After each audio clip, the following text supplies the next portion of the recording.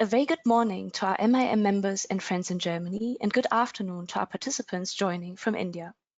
Thank you for joining us today for the webinar MIIM Briefs Mittelstand, Subsidies and Incentives for Manufacturing in India, being organized under the Make in India Mittelstand program in association with our partner, Rödl & Partner. Rödl & Partner is the knowledge partner for the MIIM program, and I am Maya Yadu, the MIIM project coordinator for Rödl & Partner in Pune, India, and I will take you through the session today. Before we continue the session, let me briefly explain the technical side of our program. The following functions are available to you. In the upper right corner of your screen, you will find the control panel. Here, you can adjust the audio settings and choose, for example, between your headset or the computer audio. Please note that as a participant, you are muted by default. A bit further down the dashboard, you will find the question panel. We request the attendees to please post their questions in the question section, and we will take these up in the last leg of the webinar during the Q&A. Allow me to very briefly introduce the Make in India Mittelstand program. MIIM is an initiative of the Department for Promotion of Industry and Internal Trade, DPIIT, and the Embassy of India in Berlin.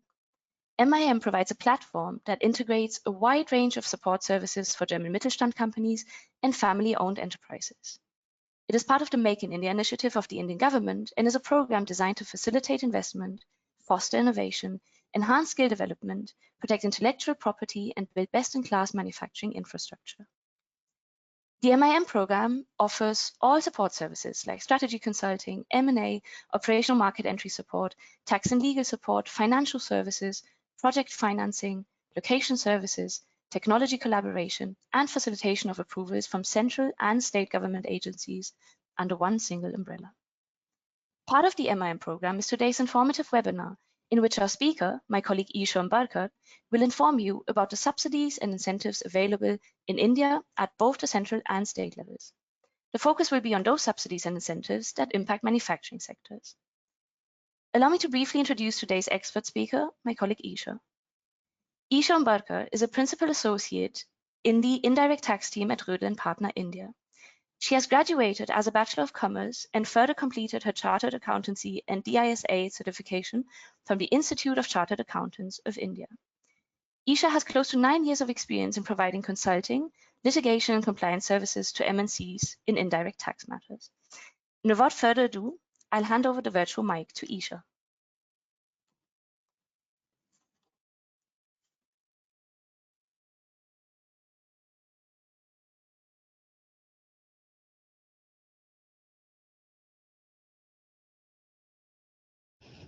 Is my screen visible? It is. Okay. Thank you. Good morning to all the participants from Germany and good afternoon to all the participants from India. Our today's topic, subsidies and incentives for manufacturing in India, is a rather interesting one because it actually enables us to reduce the setup cost in India and also to gain as much benefit, as much monetary benefit that is possible for setting up a manufacturing unit in India. Today, our agenda for the topic, we will be covering the incentives and subsidies offered by state government and also the incentives under foreign trade policy, GST regulations and customs regulations in India. Apart from this, there could be incentives and subsidies that are offered by central government. In 2020, the central government came up with PLI schemes, that is production linked incentive schemes, wherein 14 sectors, which included auto components, automobiles, chemicals, renewable energy, etc., were wherein these policies were brought in. However, the window to opt for these policies has already lapsed.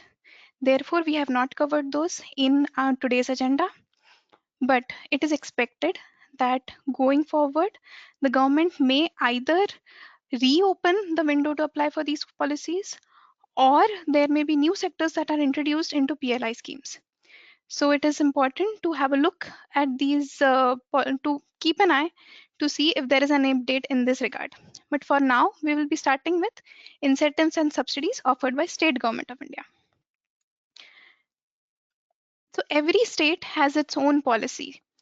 Predominantly, there is one policy which covers the entire industry at large for manufacturing, and then there are set of specific policies which are issued by government for sectors which that specific government thinks are relevant for the development of that state.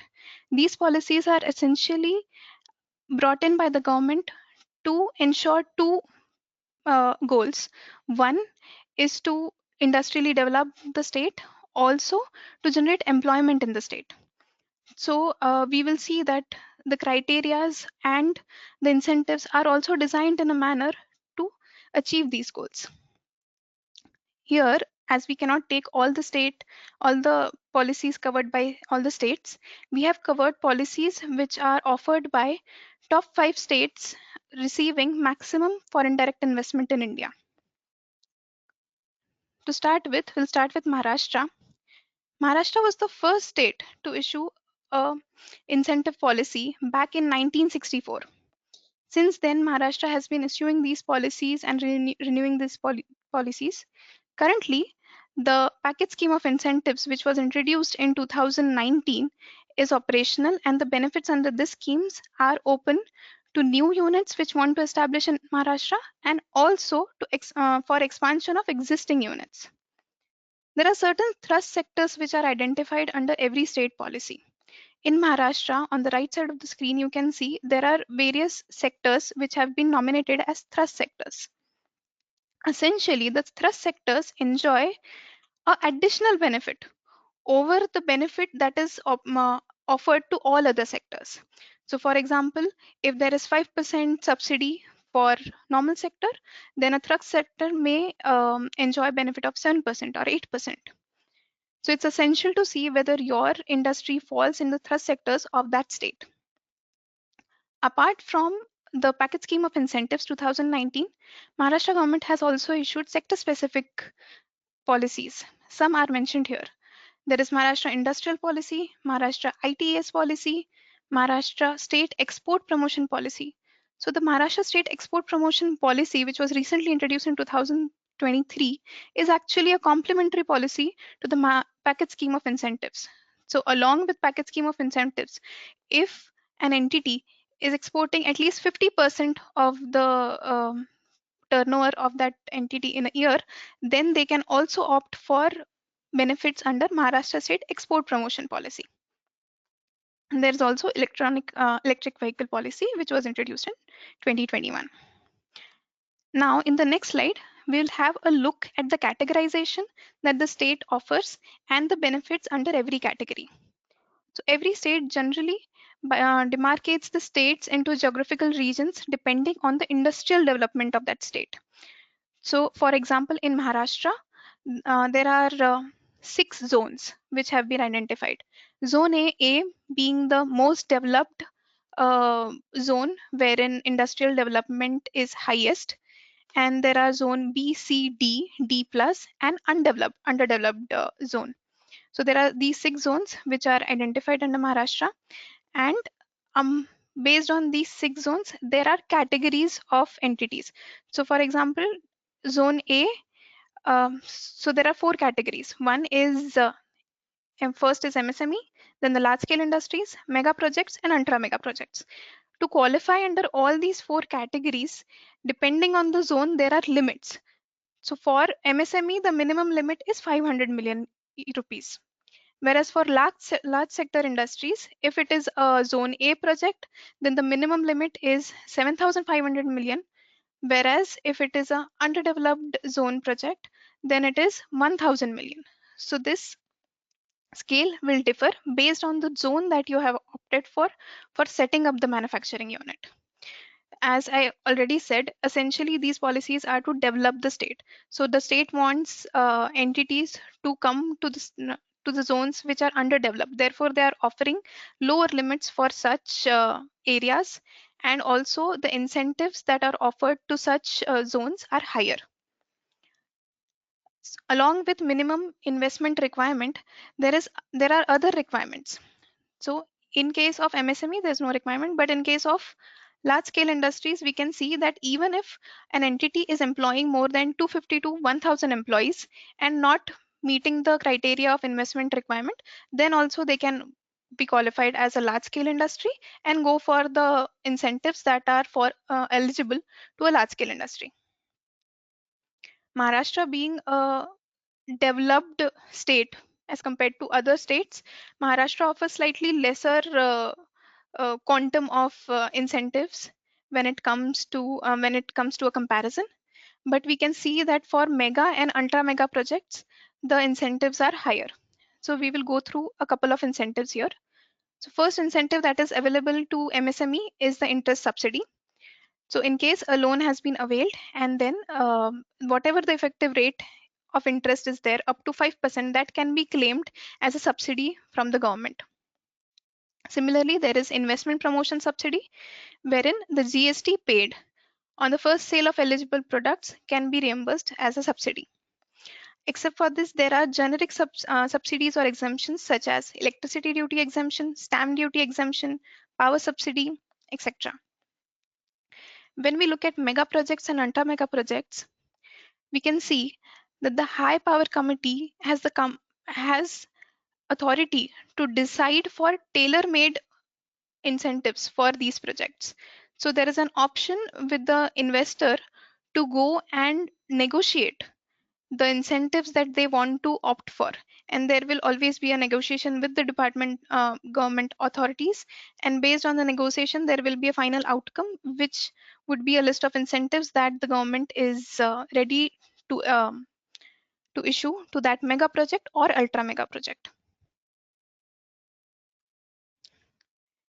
Our second state in the list is Karnataka. Karnataka has issued Karnataka Industrial Policy 2020 to 2025. This policy is operational till the year 2025. Later, there may be a new policy that the government brings in, or this policy can also be extended further until a new policy is introduced. Under this policy as well, a new unit or an expansion unit both can go for claiming incentives until and unless they fall in the criteria that are defined in the further slides. The thrust sectors here would include automobiles, pharmaceuticals, engineering and machine tools, logistics, renewable energy, electric vehicles, etc.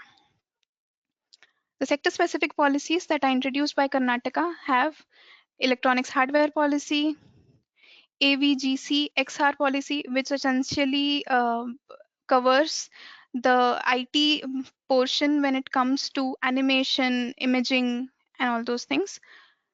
Karnataka renewable energy policy and Karnataka data center policy. As we can see, Karnataka is a IT hub, so IT sector policies are higher in this in the state. Now we will discuss Karnataka industrial policy in further detail.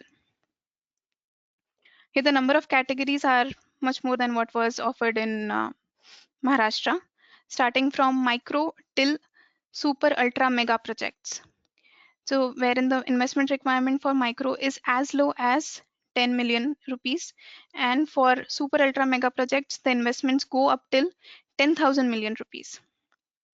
But there are various brackets in between where the companies that want to set up a new industry can fall into and see the incentives that are available.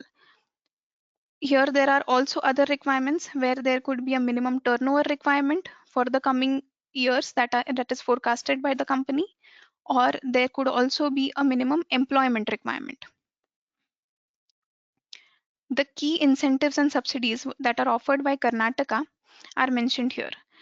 The first one that is mentioned, investment promotion subsidy, is the most important subsidy that is provided by Karnataka, wherein a percentage of the value of fixed assets, whatever the value of fixed assets an investor is investing in the manufacturing entity, a percentage of that will be allowed as promotion subsidy. Again, these percentages depend on the category of the location in the state. So it may range from 0 to 30% for the micro entity, whereas for large mega entities, it can also go up till 50% of the value of fixed assets. So, and for super ultra projects, we can see the percentage is even higher, that is 60% of the value of fixed assets. This is a very significant amount when it comes to when it is calculated, and it comes to reduction in the cost of the total cost of project for a company. Apart from this, there are normal exemptions, which include stamp duty exemption, land conversion exemption, electricity tax exemption. These are just few which we have mentioned here. There are several other exemptions that are covered in the policy and can be looked into specifically on defining the category of the entity and then going into detail and establishing what all exemptions can be claimed by an entity.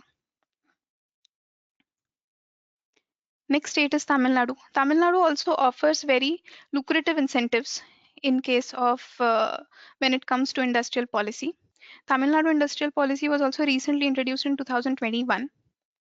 Uh, Similar to other policies, it can be eligible. It is eligible for new units and expansion of existing units.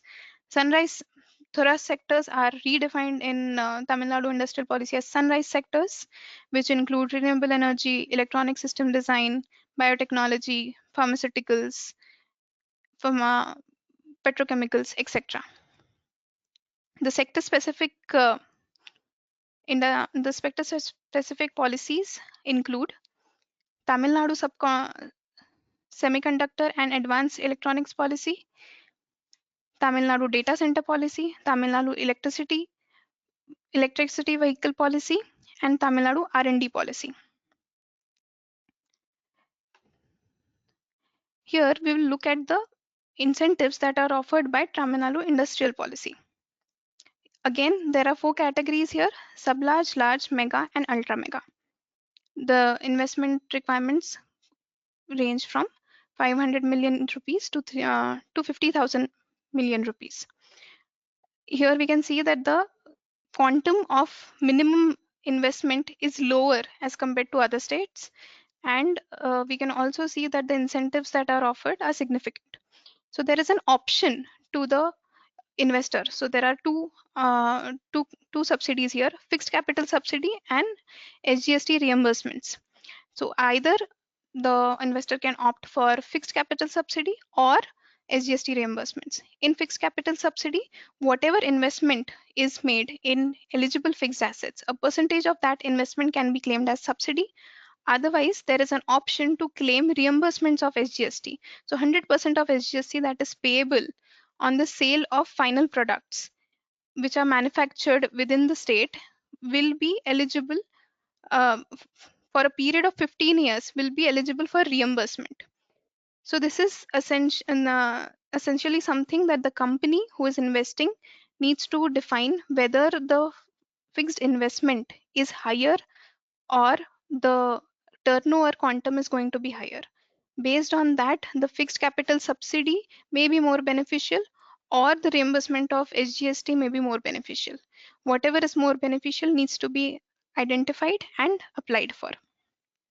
Along with this major incentive, just like other policies, there is electricity duty subsidy, intellectual property creation incentive, training subsidy. Training subsidy is something interesting here, wherein if you have to employ new staff or new workers who are not qualified, you can train them and claim subsidy for such trainings from 4,000 to 6,000 rupees per month per employee for 6 months.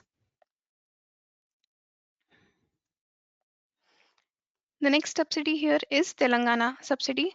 Telangana Industrial Policy Framework was introduced in 2023. This is a framework wherein they have defined what all benefits and what all categories there would be in the final policy that is issued. In this policy, there are also certain thrust sectors which are identified, which are IT hardware, precision engineering, food processing, transport vehicles, plastics and polymers, gems and jewelry, etc.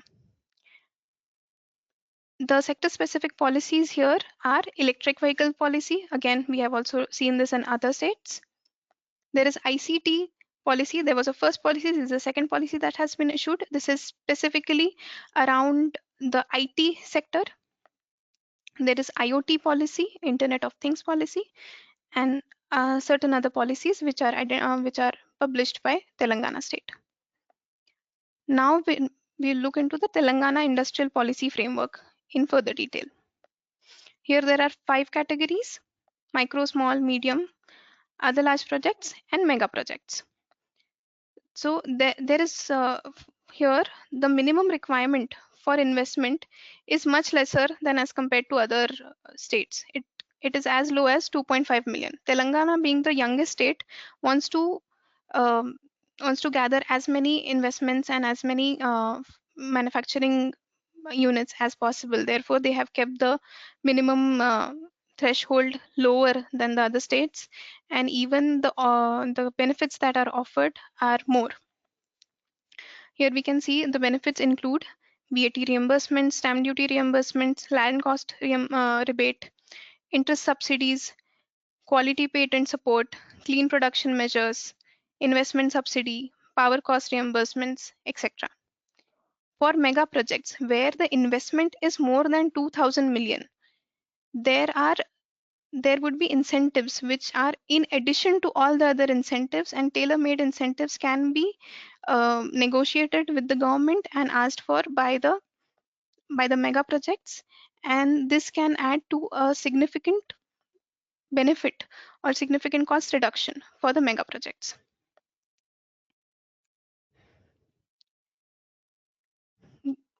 Going to the next state, Gujarat. Atmanirbhar Gujarat Scheme 2022 was introduced by Gujarat. This scheme also aligns with the Atmanirbhar Bharat Abhiyan that the central government has taken up. Again, this scheme is similar to other industrial schemes, which is applicable to new units and expansion of existing units. Thrust sectors include green energy ecosystem, capital equipments, metals and minerals, sustainability, healthcare, etc. There are some really good sector-specific policies here. ITES policy, electronics policy, semiconductor policy, renewable energy policy, state electric vehicle policy. All these are mostly recent policies and have good incentives for the investors in India. Looking at the details of the policy, there are again 5 categories here: micro, small, medium, large, and mega. The basic investments ranging from 10 million to 25,000 million. Here the investments or the benefits that are provided are capital investment subsidy, interest subsidy, and net SGST reimbursements. So if we look at these three incentives or subsidies, they offer a major quantum of benefit.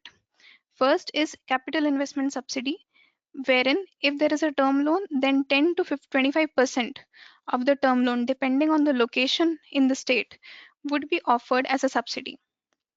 In case of interest, the interest from 5 to 7% of the term loan will be offered as a subsidy for 5 to 7 years, depending on the location in the state.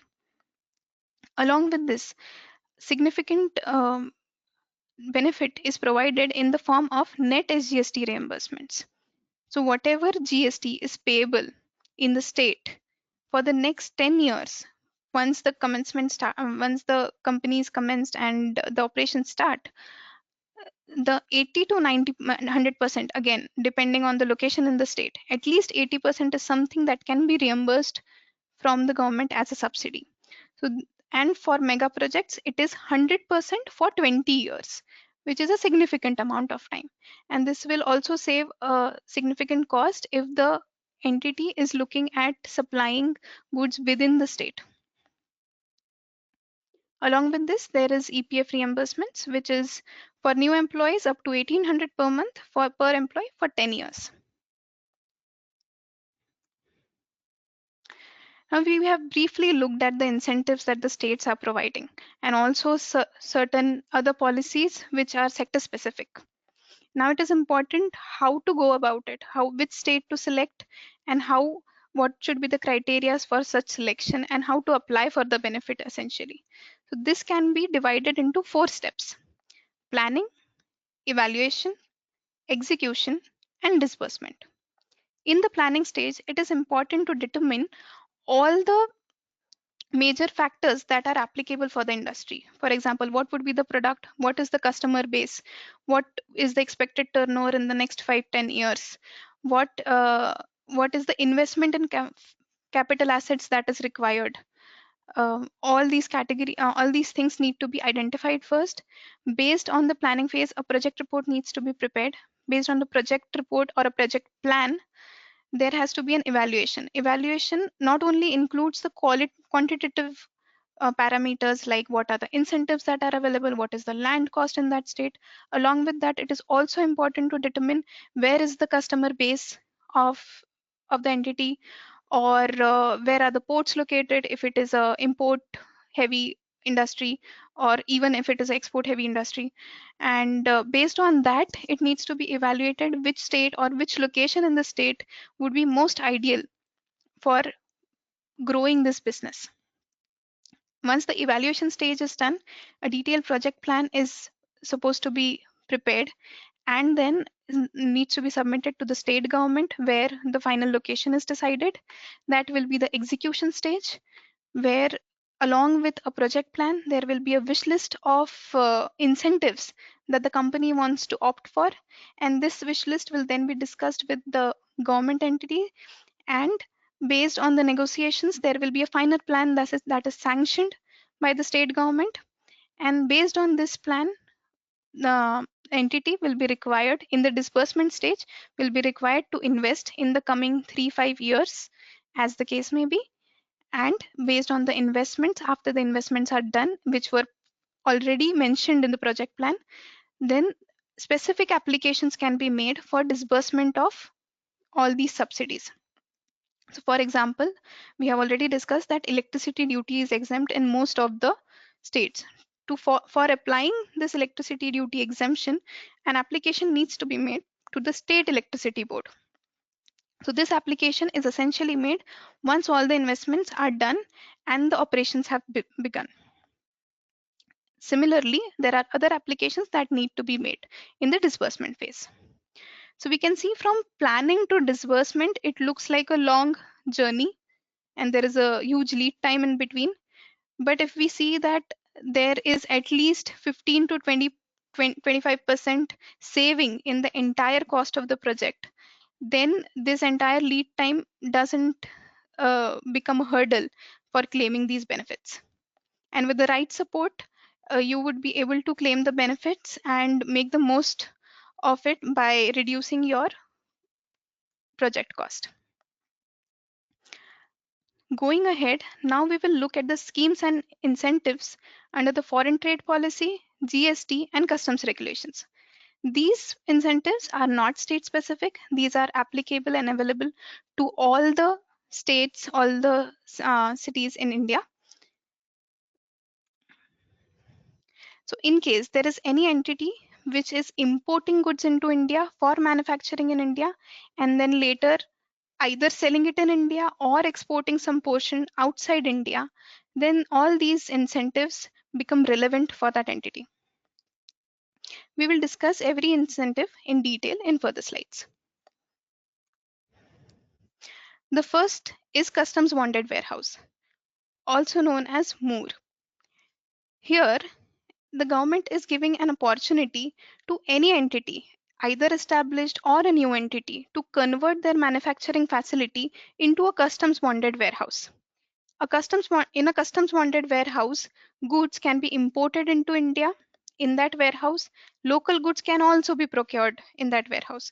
On import duty won't be payable. That is, the customs duty won't be payable at the time of import. In case the imported goods are later used for manufacturing within the customs bonded warehouse and then re-exported outside India, then such customs duty is not payable at all. Only if these goods are used for local supply in India, then the customs duty which was payable at the time of import was payable when these goods are finally sold in Indian market. So essentially, either there is an exemption from payment of customs duty altogether, or there is a deferment of duty. Here we can see the benefits at length. First, we have already discussed the duty payable on raw material and capital goods. Both will be exempt if these are used for exports. Secondly, any manufacturing facility, whether existing or new, can be converted into a customs bonded warehouse. There is no geographical restriction on which area it should be located in. Also, the procedural part is slightly easier as compared to other policies, wherein the regulations are more um, friendlier, where the compliances are lesser and the checking is also lesser as compared to other options. There is no application fee specifically, and there is no export commitment as well if you want to go for the scheme. The next option to opt for is export oriented unit, also called as EOU. Under an EOU, there are 3 sets of requirements which need to be fulfilled to claim the benefits. The benefit essentially being that the customs duty payable at the time of import on raw material and capital goods both is exempted. So the customs duty would not be payable if these requirements are met and the license is opted. So first requirement is that the minimum investment should be 10 million rupees in plant and machinery. The second, raw materials that are imported need to be utilized within 3 years. Third, the capital goods that are imported need to be installed in 1 year and operational in that year. And the third and most important requirement is export obligation. Every entity which is a EOU has to achieve a positive net foreign exchange, which is uh, every entity, whatever they are receiving as income as net foreign as foreign exchange, which is then deducted by all the expenses that are made in net foreign exchange. The net effect of these two, income and expenses, should be positive over a period of 5 years. So the license is provided for 5 years, and in 5 years, in this block of 5 years, if the NFE, that is net foreign exchange, is positive, then these requirements are fulfilled and the benefits that have been opted for till then are provided. In case an UU wants to sell within India, then whatever duty were exempted at the time of import needs to be paid. There is, along with that, if a capital good which was earlier imported without payment of duty after 5 years or 10 years is sold within India, then in that case, the customs duty which was payable on this capital good is payable after deduction of depreciation points. So it is not payable on the entire value, it is payable on the depreciated value. The next benefit that we are looking at is advance authorization. In advance authorization, again, customs duty payment is exempted, but that is only exempted on the raw material which is brought into India. And in India, there has to be a minimum of 10 to 20% of value addition. Then only these goods that can be exported outside India. Only if the goods are exported outside India and there is a 15 to 20% value addition on advance authorization can be claimed. Along with advance authorization, the next benefit, that is export promotion capital goods, can be claimed. These are not mutually exclusive and can be claimed together. While advance authorization is for raw materials, export promotion capital goods is for import of capital goods. In case of capital goods, whatever customs duty is payable can be exempted if a export promotion capital goods, that is EPCG, license is applied for. The requirement for applying for this license is the export obligation. Export obligation is equal to average obligation plus 6 times the duty saved of capital goods. This 6 times duty saving needs to be fulfilled in the next 6 years. So there is sufficient time in case a capital goods is imported into India without payment of customs duty. Same can be used for the next 6 years to produce goods and satisfy the export obligation. In case at the beginning of the import itself, the company is sure that the 6 times export obligation is something that cannot be fulfilled, then the company should not opt for this scheme.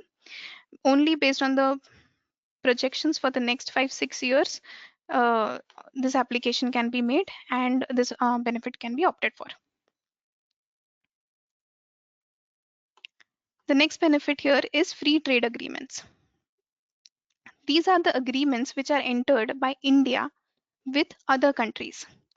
Under these agreements, the countries basically agree with each other that certain category of goods based on the HSN of the goods would either enjoy no customs duty, basically a zero customs duty percentage, or a preferential rate for customs duty payment. There are certain FTAs which are existing right now. I would name them. They are also mentioned at the left side of the slide. European Free Trade Association states, South Asia Free Trade Agreement, South India ASEAN Comprehensive Economic Cooperation Agreement, India Korea Comprehensive Economic Partnership Agreement, India Japan Cooperative Agreement. All these agreements define certain category of goods based on the HSN which enjoy a 0% of customs duty or a preferential customs duty rate, which makes goods which are originating from these countries and imported into India at lesser cost. They are and they can and the importer can enjoy this lesser benefit of lesser cost and reduce the ultimate cost of the products that are manufactured in India. One essential criteria to qualify for or to opt for these preferential rates is certificate of origin. So it is important that the goods are originated in the country where with which the free trade agreement is executed, and based on the certificate of origin only these preferential rates can be opted for. Now we have completed all the incentives which were related to import duty per se. Now there are few incentives which are eligible, which are opted by the traders or manufacturers in India based on the exports that are taken place out of India. First is GST refund. So in this, all the zero rated supply essentially includes two categories. One is export of goods and services, and the second one is supply to SEZ units or SEZ developers. Both these supplies are called as zero rated supply, and once an entity is supplying a zero rated supply, they can either opt for refund in form of GST that is paid on such supply. So the GST that is paid on such supply can be claimed as refund. Otherwise, there is an option that no GST is paid under a letter of undertaking, and the GST that was paid on imports or on local supplies, that is claimed as a refund. Both these options are available, and this can be applied for in the periodicity of monthly, quarterly, 6-monthly, or annually, as the preference would be.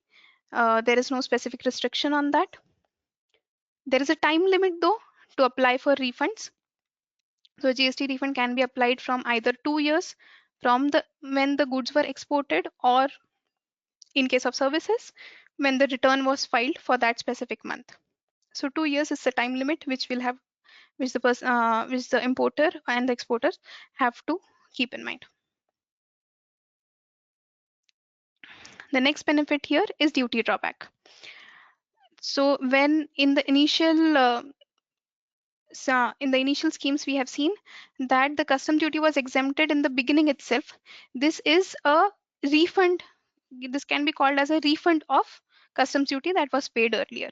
So in case there are goods which are imported into India, later some kind of manufacturing is done or not done, and then these goods are re-exported out of India. So there are two options to claim duty drawback. One is under Section 74 of the Customs Act. Second is under Section 75 of the Customs Act.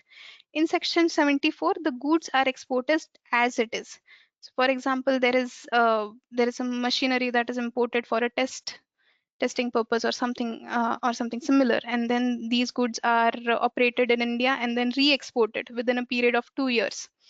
Then the company is eligible to claim refund of the customs duty that was paid at the time of import.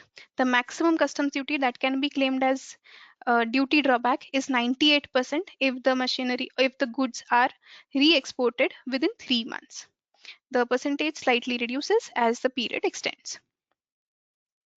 In case of Section 75, there are two options to claim duty drawback. One is the all industry rate AIR, and second is brand rate.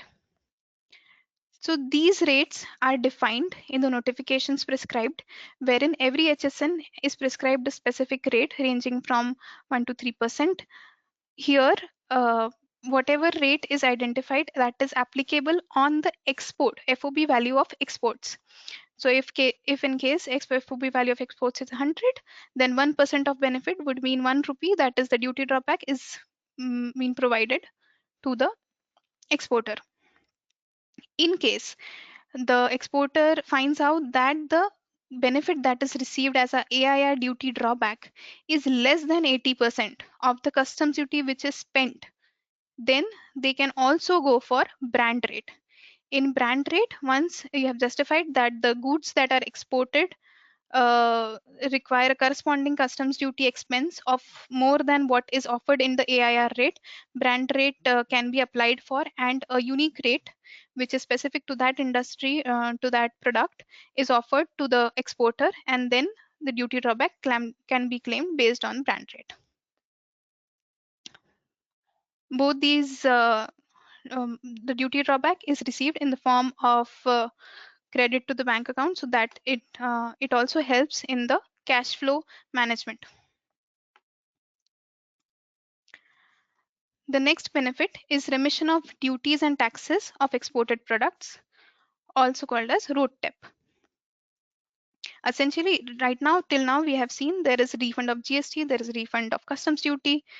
This is the third category, wherein all the other taxes except for GST and customs duty that were paid by a manufacturer for manufacturing goods which are exported out of India is remitted through this scheme.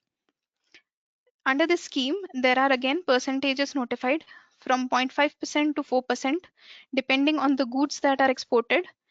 This percentage is again applied on the FOB value of the goods, and based on the FOB value, this percentage is provided in the form of duty credit scrips. Duty credit scrips are scrips which can be utilized for payment of customs duty on import of goods. In case imports is not something that is present in your entity, then these credit scrips can also be sold or transferred freely to any other importer, and money can be received in place of the transfer. So this will also essentially reduce the cash flow, make the cash flow management more efficient. As I've already discussed, we have discussed EOU, EPCG, Advanced Authorization, and Customs Bonded Warehouse, that is MOOR, in the earlier slides. This is a comparative chart which explains the differences between all these four schemes to make it easier for the reader to understand which scheme is more beneficial based on the product that they are manufacturing, exporting, and the customs duty that is payable at the time of import. I would like to reiterate that these schemes are in some cases mutually exclusive, and in some cases can be claimed in parallel. So for example, GST refund can be claimed with all other schemes. Okay, while if you opt for EOU, in that case, the exporter cannot opt for MOOR, that is customs bonded warehouse. So based on what are the inclusions and exclusions, there can be three options with the exporter. A, they can opt for EOU, otherwise they can opt for customs bonded warehouse, or third, they can opt for EPCG clubbed with advance authorization, road tap, duty drawback, and GST refund. With EOU, again, GST refund can be opted for, and with MOOR, duty drawback and GST refund can be opted for. So these three options need to be analyzed based on the numbers that are available with the exporter, and whatever is the most beneficial option needs to be chosen to be applied for in further, and a license will be sanctioned by the government. Based on that license, the obligations that are prescribed in each scheme need to be fulfilled.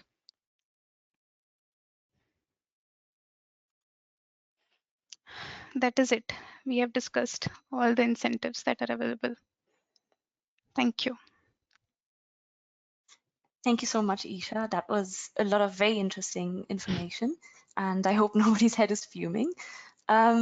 So what we'll do now is we'll take up a couple of questions. Feel free to keep posting them in the question panel. We have also received some very good questions in advance that we will be taking up now. Of course, it's a very large topic, right? So if at the end of the session, not all questions are answered, you're very free to, of course, either reach out to Isha or to the Make in India Mittelstand program and, maybe get some clarifications as and how they're required. So I will start with the first question, Isha. Just a short one. Are the benefits available to 100% foreign holding companies? Could you just clarify that once more? Yes. So yes, the benefits are actually available to 100% holding subsidiary companies of holding companies in India. So there is no specific requirement that it has to be Indian origin company. Even the foreign holding subsidiary companies can opt for these benefits. And basically, the only restriction that may come from is the FEMA regulations, that is foreign exchange management regulations in India. If the sector is specifically excluded from 100% FDI investment, only then there will be a restriction. Otherwise, for that, there is no specific restriction in the policies that we have discussed. Okay, great. I think that's good news for a lot of at least German companies joining us today. Yes.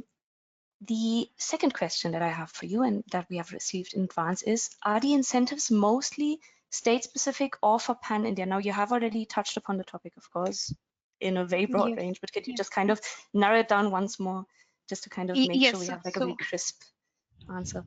yes. So we certainly have some state-specific policies which we have already discussed. So it is important to note that even if someone goes for a state-specific policy, it is totally possible to go for some other central policy or to also opt for the incentives that we have just discussed for exporters. So all these are not exclusive, mutually exclusive. So they can be actually claimed together. Uh, so it is important to also look at the location that the company wants to opt for. Based on that, there will be state specific policies, and something that is not location specific are the central policies and the tax policy, tax incentives that we have just discussed. Both these can be opted for together. Okay, thank you so much for clarifying that. We have just received another question. Let me just read it out to you. Hi, are the incentives available only for new companies incorporated or for older companies also available? I think Older that's companies also available. Yes. So expansion of older companies, in that case, state policies can be opted for. If there is expansion or diversification that you're looking at in your manufacturing unit, then you can offer these facilities. Also, in case of the export incentives that I have discussed, in that case, customs mounted warehouse is something that someone can opt for. EPCG, advance authorization, these licenses can also be opt for an existing unit. And along with that, there is GST refund, road tab, duty drawback. All these benefits can be opted by an existing unit as well. perfect. Thank you so much on behalf of the person who asked the question. We do have questions pouring in now, slowly but surely. Someone asked, is there no deadline for the application? I think that's a slightly broad one again, which kind of, has to be looked at in detail. But anyway, I'll just ask it. I'll ask away. Are there no deadlines for the applications? And are there any sort of templates for applications? I don't know what you could elaborate on So that a little. yeah, so for different policies, it will be different, but I will try to cover. So for state policies, as we have already discussed, it starts from the planning stage itself. Okay, so once your plan is final, once your state location choice of state is final, then application needs to be made. So application essentially needs to be made before the investments are done. So this is a timeline which we'll have to look at when it comes to state policies. Whereas when it comes to other policies like EOU or for that matter, EPCG. That is something. So EOU is something that needs to be established in the beginning itself. There are specific formats, specific applications prescribed by the government in which the application needs to be made along with all the attachments, and thereafter your investment period or your setup period can simultaneously commence. There are licenses that need to be acquired. But for in incentives like GST refunds, road tip, duty drawback, again, these can be claimed afterwards. In GST, as I said, there is a limit of 2 years. For duty drawback, you have to opt for duty drawback and road tip at the time of export of goods. So in case this the shipping bill that is filed at the time of export of goods does not have the declaration for claiming benefit of road tip and duty drawback, then there is no further option to claim such benefits. So it starts from that day. So it will really depend on which incentive that you're looking at. But for the state incentives, as I said, it has to begin first along with your planning stage. Okay, thank you so much.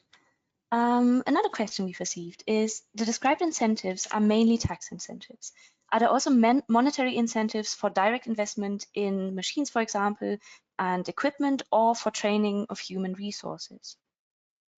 Do you happen to? Yes, so the state subsidies that we covered actually had monetary benefits. So while I did mention that it is reimbursement of SGST, but that is actually it is a reimbursement of tax, but it is provided in form of a subsidy. So all the incentives that were discussed in the state policies were related to monetary benefits that are offered by government, and along with can you repeat the second portion of the question? One was the monetary benefits, and I mean, I think this was completely basically about the monetary incentives for direct investment in machines and equipment, yes, or yes, training of human resources. That was the second. yes. So training of human resources is something that some states provide. Like we just discussed, it was provided in the state of Tamil Nadu. If it can also be present in some other states, we can have a look at it. But majorly, all the incentives that are covered in the state policies are monetary in nature. Okay, thank you so much. I hope this answered the question. I'll ask a short one while I'm trying to, keep track of all the questions we are receiving here. Are the incentives received taxable? That's one question that came in. I think that's a very rather brief It one. depends from incentive to incentive. If there is an exemption, electricity duty exemption, for example, then it is already a tax. So tax won't be applied on a tax. So in case of revenue subsidies, the taxation regulations are different. Obviously, income tax is something, or direct taxes is something that needs to be evaluated separately. But in case of indirect taxes, separate indirect taxes are not levied on such incentives and subsidies. Whereas income tax implications are something which needs to be looked into. Okay, thank you. Now I'll get into something more sector specific, let's say. Are there any subsidies and incentives in the field of green energy? Could you just elaborate on that one? Yes, actually, we have already seen that green energy or renewable energy is a part of thrust sector of all the states. All these states also have specific green energy policies, which are specific for that state. Recently, the state of Andhra Pradesh has released a green hydrogen policy, wherein they are providing GST refund of all the all this SGST that is paid by the entity for 5 years. So that is a significant incentive that they are providing. There are similarly in other states, there are these policies where there could be capital subsidy, that is a percentage of the capital that is invested into that entity is reimbursed as a subsidy. The percentage could range from 10 to 30%. Now, thank you so much, first of all. We have one question which is very Maharashtra specific. It's a slightly long question, okay, so I try to pose it anyway. So in the PSI scheme of Maharashtra, If it's Yes. uncertain whether there will be a sale happening in Maharashtra, then is it prudent to apply for PSI before we start manufacturing? Is what someone has asked. Yes. So we can see that the incentives are wider than only the SGST refund that is provided. There is interest subsidy, there is capital investment subsidy. Along with that, if it is a bigger project, there are tailor-made subsidies or tailor-made incentives that the company can opt for. So it is primarily, it is very important to establish which category will you fit into based on the location that you have opted and the investment that would be made in the entity. Based on that, what category is eligible, and depending on the category, what all incentives are there. So even if sale won't be within Maharashtra, policy may make sense, or there may be some monetary benefit that the company can look at. So the first two essential parameters are the investment and location. Location. Okay. Thank you so much. I hope this helped to the person that has asked this question. One more sector-specific question that I have for you that we have received is, what are the incentives offered to the electronics manufacturing sector in India? Could you just kind of briefly? Yes, yes. This is also another interesting sector actually, because India is looking at electronic sector, or wants to be the manufacturing hub for electronic sector in India. So there are actually policies by Karnataka, Tamil Nadu, Gujarat, and even Maharashtra, which are specific to electronic policies. So for example, in Tamil Nadu, the policy actually offers a subsidy, that is investment promotion subsidy, which is almost 20% of the investment in fixed assets. So 20% of your cost can be reduced under that policy. Wow. Okay. Thank you so much. I will take one more. Oops, we have a little bit of a. You're not speaking right now, right? Okay. Okay. Electricity is back. Talking about electronics. Now, one more question that I wanted to ask is again a more sector-specific question that we have received. And I think that might be the last or second last question that I'll take in order not to stretch this webinar / briefing. It was supposed to be a briefing, but of course with a lot of information, too much. So is there any state, do you happen to know about any state that has a focus on furniture or allied similar industries? Is the PLI scheme for furniture sector under consideration? Do you happen to know something? Yes, there is a rumor that there is a PLI scheme for furniture under consideration. But as I said, PLI scheme is something that we need to keep an eye on. Whether there are new sectors like furniture which are introduced for in the coming months or years. Along with that, there could be reopening of the PLI schemes. Furniture in general, various states have furniture parks that have been that are either under construction or that are proposed, okay, wherein these furniture parks would essentially enable the entities, or these furniture entities, to have one location wherein the entire ecosystem could be present. Their suppliers, their customers, like the B2B customers could be present, and there will be an entire ecosystem. There are a couple of states like Andhra Pradesh, Telangana, even Uttar Pradesh for that matter, who are coming up with these kind of furniture parks. But there are no specific incentives, monetary incentives that they are offering. The incentives are more in a non-monetary form, wherein there will be a complete ecosystem infrastructure that is provided to these entities who want to establish in the furniture parks. But except for these incentives, if it is a manufacturing entity, obviously the other common incentives which are available to all the sectors can be applied by the furniture sector as well.